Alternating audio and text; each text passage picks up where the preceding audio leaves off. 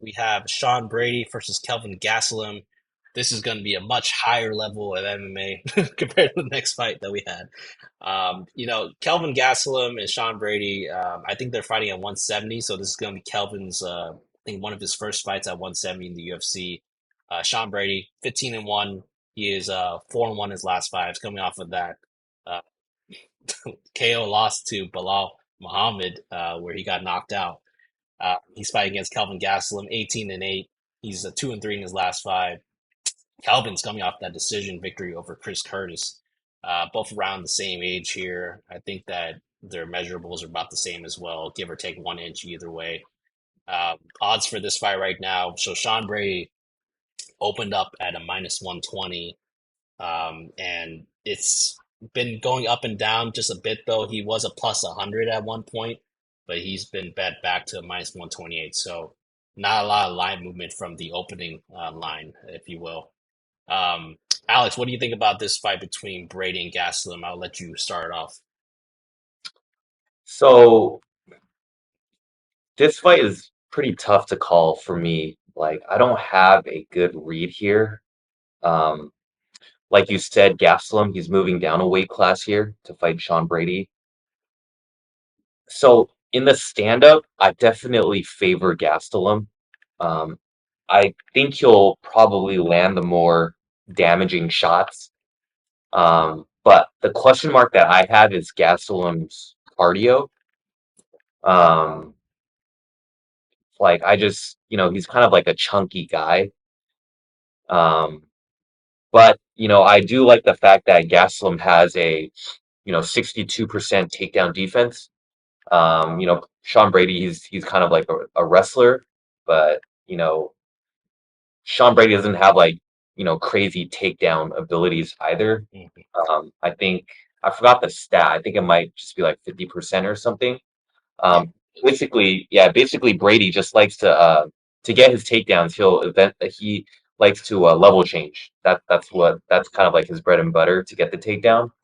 But Gastelum is a chunky dude. It seems like a pretty hard guy to take down. As evidenced by his 62% takedown defense. So if it's on the feet, and I think Gastelum, and I favor Gastelum on the feet, I feel like I my s- my pick here is Gastelum, but I will say it is a kind of tough fight to call. But my pick is Gastelum.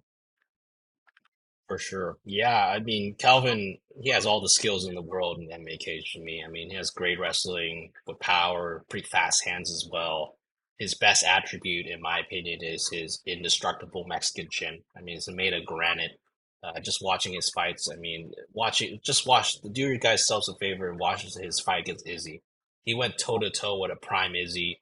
Should have probably finished Izzy that fight, but he had Izzy hurt, and for some reason he shot a takedown. So that was just a bad IQ moment for him. He probably should have won that fight if he didn't do that. I personally like that he's moving down to 170. I think that this is where he should have been his whole career. He just seems, to me, this is a sign of more of a dedication with the weight cut, right? Because at 185, I think, a lot of people saw it. I mean, this guy, he just does his body, like you mentioned, is chunky. He's kind of a little fat in a way, and he just didn't seem like he was dedicated to the weight cut, right, and not dedicated to the MMA game.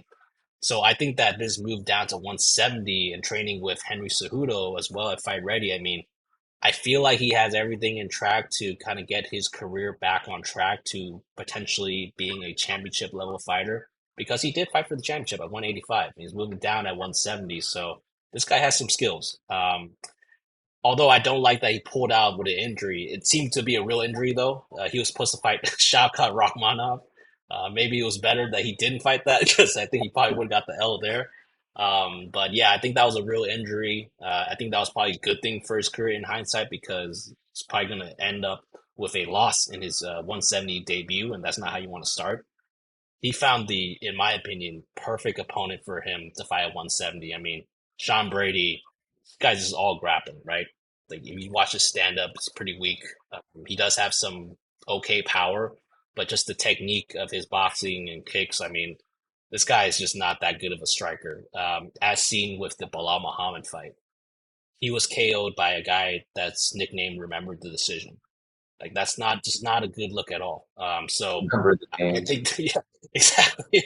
You get KO'd by Bilal Muhammad. I mean, that's just not good. Bilal is known for being a pillow-fisted fighter who lays on top of you for the lay and pray victory, and he got KO'd in the first round by this guy.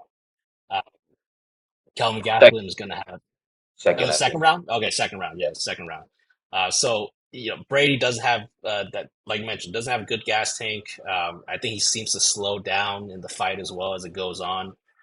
I'm actually pretty confident in Kelvin here. I think that this is going to be a good fight for him. I'll go Kelvin by decision, but he could potentially even knock this guy out because I think that he has so much good experience at 185 fighting some killers that fighting a guy like Sean Brady who's coming off an L, this is going to look like child's play for him in terms of skill set of overall MMA. So give me Kelvin by decision. I would play him at his money line, to be honest, too. I feel like he's a good dog, especially with that granite chin.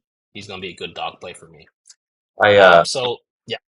I think you've convinced me. I think side here. Yeah, I'm going with Gastelum as well. Yes, sir. Yes, sir. I Let's play. get that bread. Get that bread.